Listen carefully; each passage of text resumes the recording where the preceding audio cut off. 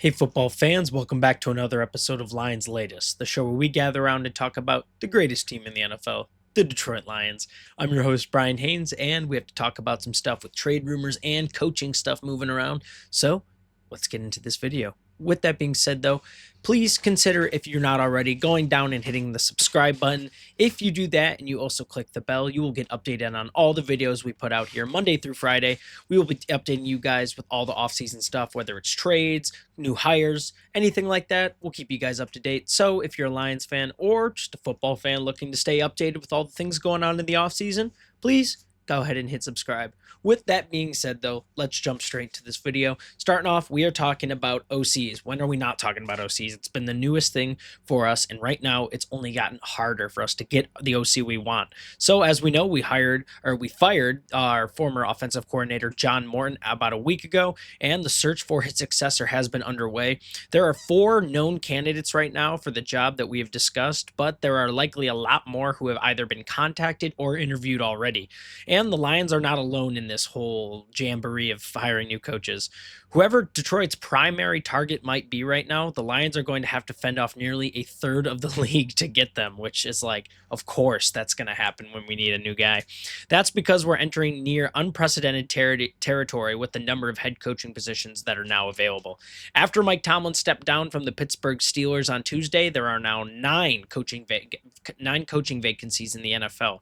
So for head coaching jobs, there are the Dolphins, the Steelers, the Ravens, Browns, Titans, Raiders, the Giants, the Buccaneers, the Chargers, the Raiders, the Giants, the Falcons, the Cardinals don't have head coaches. Now, for the teams that lost offensive coordinators this year in this offseason, that would be for the Buccaneers, the Chargers, the Eagles, and the Commanders. So that's a total of 14 teams, or over 40% of the league, that could be looking for a new offensive coordinator or just a new coach. So that doesn't make our jobs very easy, right? It was because before it was like, all right, we got a couple number of guys we can go for. Maybe there's 1 or 2 other teams they're going to be interviewing with, but our situation looks good. Now there are a whole bunch of teams who do have good situations, all looking for offensive coordinators, if not to upgrade them to the head coach. So there is some good news out of all of this. The Lions do have a head start with many of these teams since we've been on it quicker than some of these other teams. Teams looking for head coaches may be weeks away from even beginning their offensive coordinator search, while we've already been doing it since the postseason started for us. Additionally, the Lions also have a super attractive package for any kind of offensive coordinator, especially guys like Mike McDaniels, who love a good run game mixed in with some weapons down the field. JMO, St. Brown. And then if you had any questions about run game, dude, we got Jahmyr Gibbs. Draft some offensive linemen, and Mike McDaniels, you will have a day with our offense. I think that's what's the most attractive part about wanting to come to Detroit right now. It's the players we have in the locker room ready to go. We just need somebody who can orchestrate that level of offense.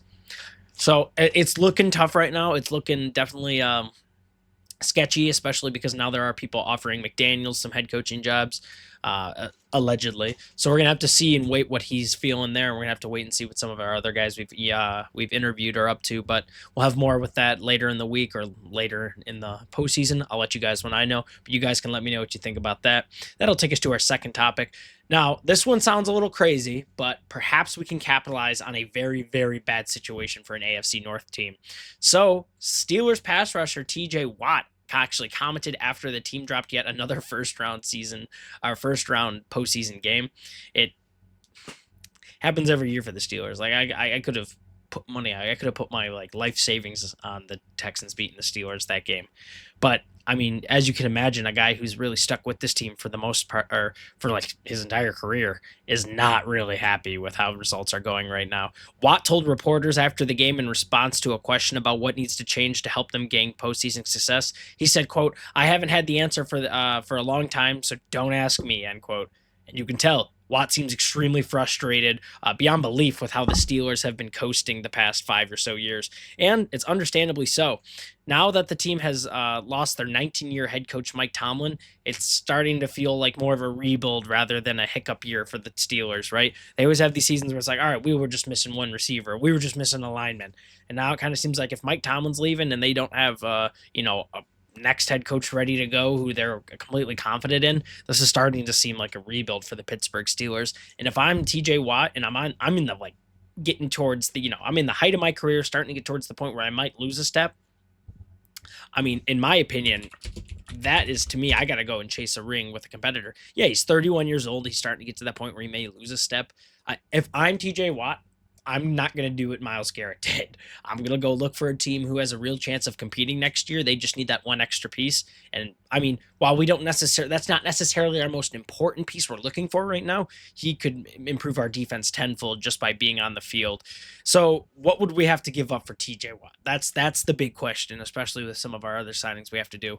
Well, it's going to have to be something like 2 second-round picks. We could probably get away with a first rounder if we had given if we give away a huge contract in a guy like Aleem McNeil. Now, a lot of articles were actually saying Aleem McNeil has to be the one to go just because of how the kind of buzz surrounding him. He's a great pass rusher, interior pass rusher. Steelers could definitely use one of those guys right now.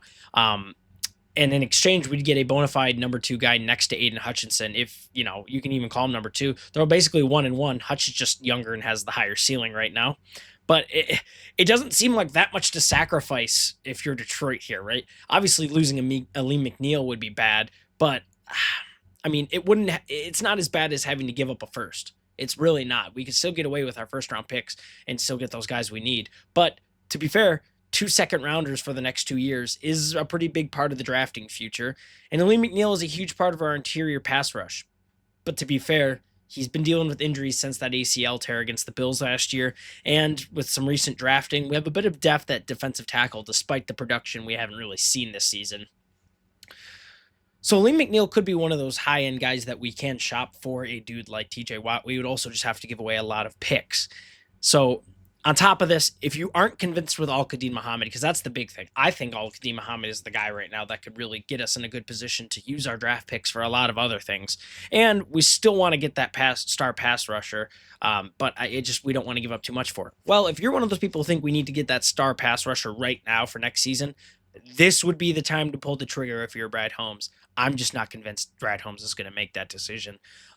Watt just finished up his season with 2 picks in addition to 7 sacks and 3 forced fumbles. Last season, he went with 11.5 sacks, so definitely a little less, but still good production from TJ Watt, and was on a pretty struggling Steelers defense this year, which is kind of weird. That's an immediate replacement for Al-Qadim Muhammad if you want to do it in a numbers game, and Watt would be under control until 2028. So, yeah, there are some issues. There are some obvious issues.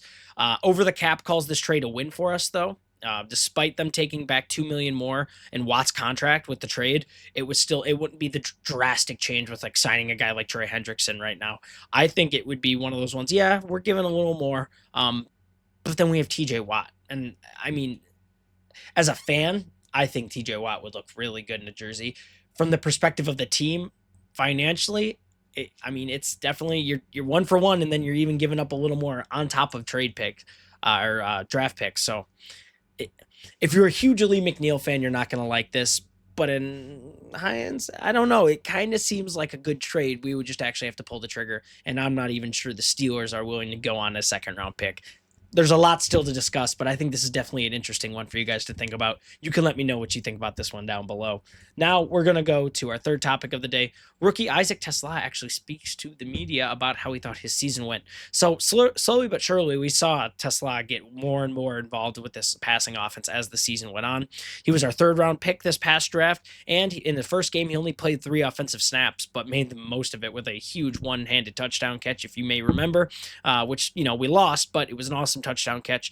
The next week against the Bears, he played 17 offensive snaps and averaged around the mark for the first half of the season. Now, over the course of Detroit's first 8 games, Ukah played 104 snaps on offense and averaged 13 per game. Nothing crazy. We just kind of got him, into the game a little bit, but we didn't need to rush him. We had J-Mo and St. Brown ahead of him. So as his understanding grew with this offense, as he got more and more reps, he got more comfortable with his quarterback. Vice versa, his quarterback got more comfortable with him. You could see the connection Goff started to have with him, because then over the last 9 games of the season, Ukah played 330 snaps and averaged 36 per game. He was definitely getting a lot more involved with the game. Some of these injuries with St. Brown, his ankle, his knee, may have, taken Ukah was maybe taking some weight off of him. Who knows? But all I know is that Ukah was looking more and more like a lion rather than just a rookie as the season went on. Dan Campbell even had some good stuff to say about him. He said, quote, he's probably grown more than anybody throughout this year as far as our young guys. He's grown the most.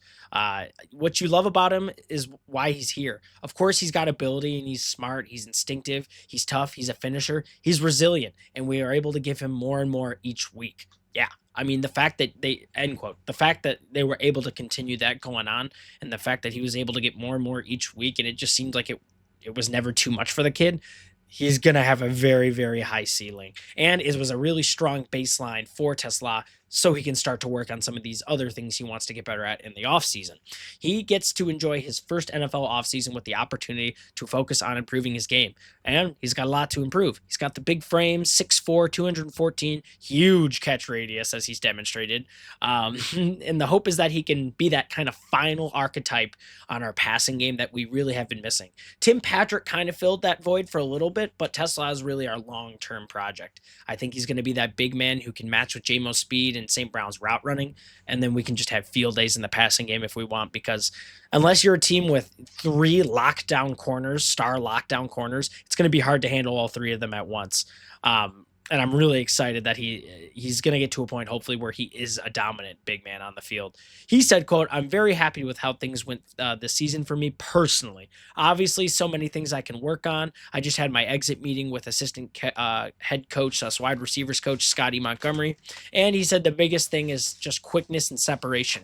Adding just a bit more to my game will really help, end quote. And I think that's a really fair point. His catching ability, in my opinion, is pretty solid so far from what he's shown us. I'm not worried about that. But just his ability to get off the line a little quicker and add some speed to his route running will make him nearly unguardable. If he can get off the line cleanly, he's going to be a problem on the field. And one of the big priorities this offseason for general manager Brad Holmes and Dan Campbell is improving the play up front along the offensive line. In terms of the skill position, weapons coming back for Goff at quarterback is St. Brown, Williams, and Tesla as receiver, with Jahmyr Gibbs at running back and Sam Laporta at tight end. It's easy to believe this offense can once again be one of the best units in the league back next year in 2026. I'm hoping that's the case, and I'm hoping this offseason we see a huge boom from Tesla. I'd love him to be one of those star lions next year. I can only see this guy's career going up. But you guys tell me what you think and what you really thought you saw the best parts of him this year, and what do you think he can in your guys' opinion, what do you think he can improve on? That's going to take us to our fourth topic, just our final topic, a possible solution for our tight end problem. So I read a couple articles about this. It actually isn't the worst idea in the world. And I think so let's flash back a little bit. So one of the biggest things that Brad Holmes did when he first got hired in Detroit, besides that Matthew Stafford Goff trade, was give one of our tight ends, if not one of the best tight ends in the league, to our division rival, the Vikings. So a lot of people thought he was crazy at the time. Now that it's all said and done, it does kind of look bad for us in terms of value, because the guy we got out of it is no longer contributing anymore. But it did save a lot of money, and in the time when we needed it, because it opened up the door for Sam Laporta in the draft. Now, with how the season went, the Vikings might be pruning some of those branches for draft picks for next year's season. And I feel like TJ Hawkinson is going to be one of those guys they prune. He has $21 million cap hit in 2026, and he's not playing that $21 million style of ball he used to. So keep in mind also that the Lions would not be getting a Pro Bowl TJ Hawkinson. We'd be getting a veteran TJ Hawkinson. That doesn't mean he's not valuable, though. He still has a lot in his bag we can work with.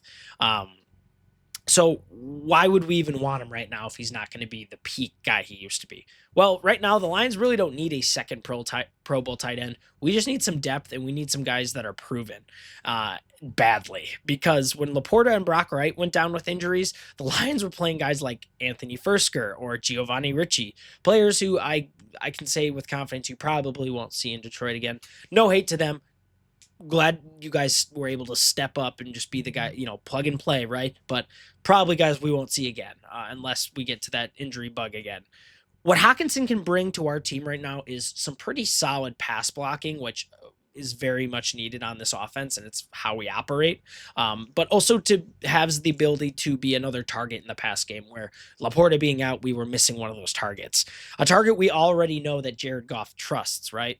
Then when Laporta gets back, the Lions suddenly have a two really great tight end set who, we've used in the past. But with Ben Johnson, obviously, we ran a bunch of two tight end sets, but I don't think Ben Johnson being gone is going to mean we're going to just all of a sudden give up one of our most successful schemes. I think with this being done, the playbook can also get opened up, and hopefully our new OC can just be able to take advantage of that right away. The Lions wouldn't have to pay Hockenson too much either, which is the real incentive for this kind of trade. His days of securing the large bags are over. He'll be 29 at the start of next season, and a good deal for Hockenson would be like a 2-year, $15 million contract that the Lions can, make an incentive-driven deal to protect themselves in that second year if he gets injured, if he ends up retiring, if whatever, right?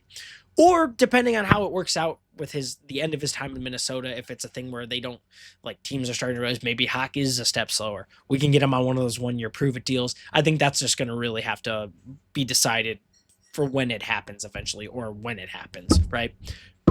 I like this one. I think a reunion with Hawk in Detroit would be great. I think having the depth would be great. I think it's a team-friendly trade we can make happen salary-wise. And I don't know. I think he still has a lot to offer still in the league in terms of blocking and in terms of receiving. It would just be another weapon for us. I don't see why we wouldn't.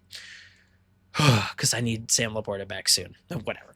With that being said, we're out of time today. Thank you so much for watching this episode of Lions Latest. If you made it to this point in the video, tell me what you think about that trade rumor and also what you think about the TJ Watt one. That one's obviously a little more shaky, but hey, never say never, right? Make sure you guys like, comment, subscribe, hit the bell so you never miss a single video here. Enjoy the rest of your day, and I will see you in the next video.